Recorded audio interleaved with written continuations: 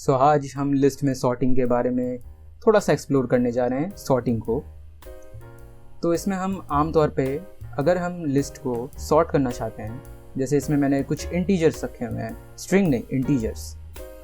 तो इंटीजर्स को अगर हमें सॉर्ट करना है यानी उनको असेंडिंग ऑर्डर में पुट करना है, तो उसके लिए हम आमतौर पे ये यूज़ करते हैं l.sort। Pre defined function, easy है, एफिशिएंट है, टाइम बचाया, सब कुछ किया, बस इतना इसने कर दिया। बट बात है कि हम कोडिंग सीख रहे हैं, प्रोग्रामिंग सीख रहे हैं। हमें जो ऐसे प्री डिफाइंड फंक्शंस हैं उनके वर्किंग प्रिंसिपल को एक बार जांचना चाहिए, परखना चाहिए। तो इसी की वजह से इसके अलावा दो और मेथड्स हैं जो कि 11th-12th में सिखाए गए थे। फर्स्ट ऑफ ऑल इसको कमेंट आउट कर देता हूँ जिससे कि ये कोड एग्जीक्यूट ना हो।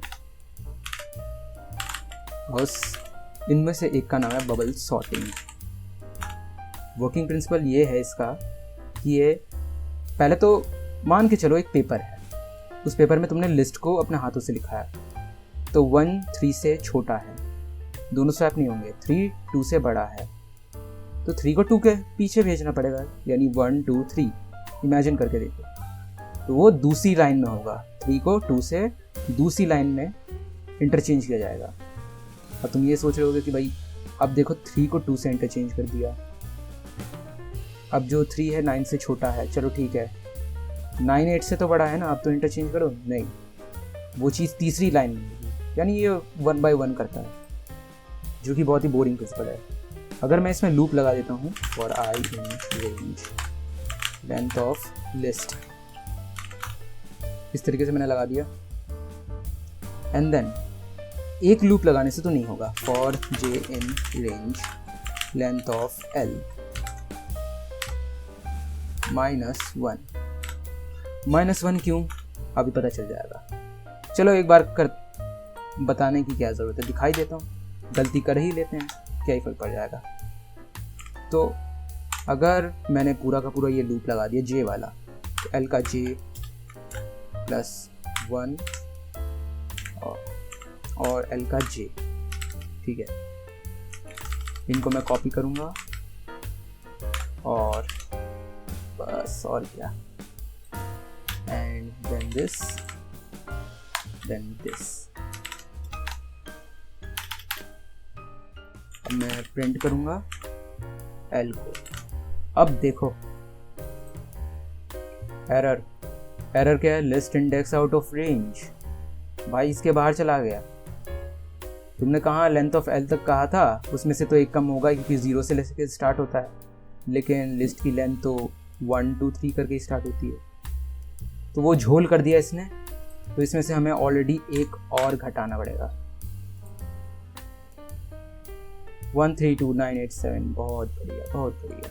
इसमें एक कंडीशन भी लगाना है, इफ एल का j+1 बड़ा है एल का j से,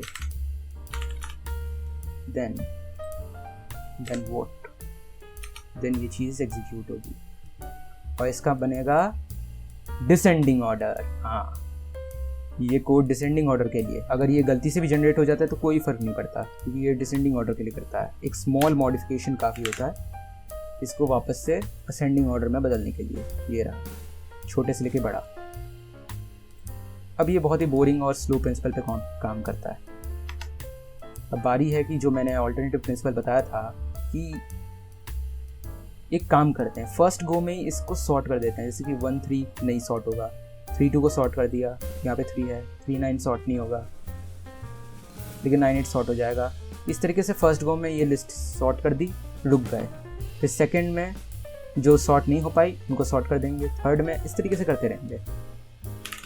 तो इसके लिए क्या करना पड़ेगा, बार बार लूप लगाना पड़ेगा और इसमें इंसर्शन सॉर्टिंग काम आता है।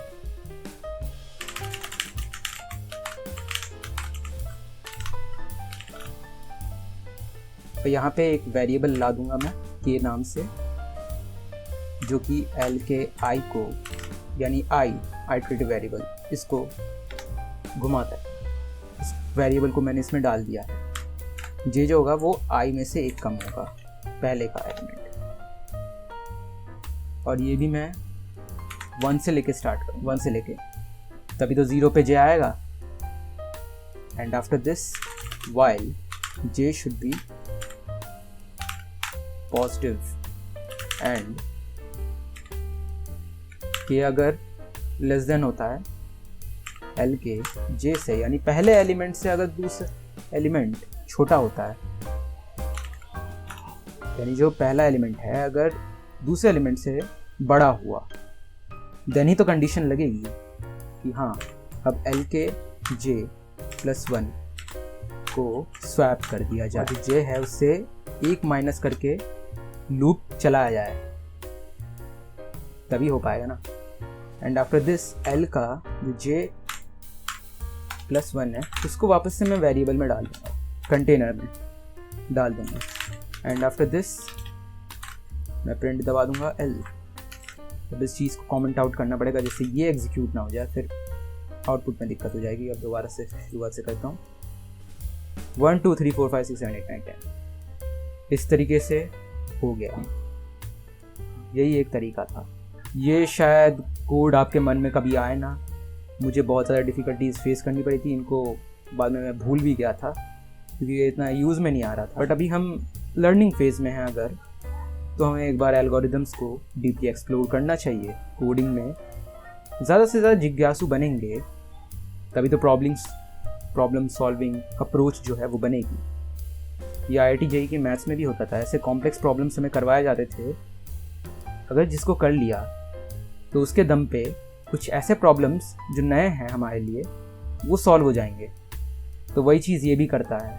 हो सकता है कोई और क्वेश्चन हो जो कि इन्हीं 2 मेथड्स के बेसिस पे हम सॉल्व करते हैं, बस उसका एक छोटा सा टुकड़ा उठाना, उसके प्रिंसिपल को लगा देना। ये चीज़ प्रैक्टिस करते समय पता चल गई थी मुझे, इसलिए मैंने इस क्वेश्चन को उठा लिया, वरना तो इग्नोर मारता ही रहता मैं इसको। तो बस यही तक था।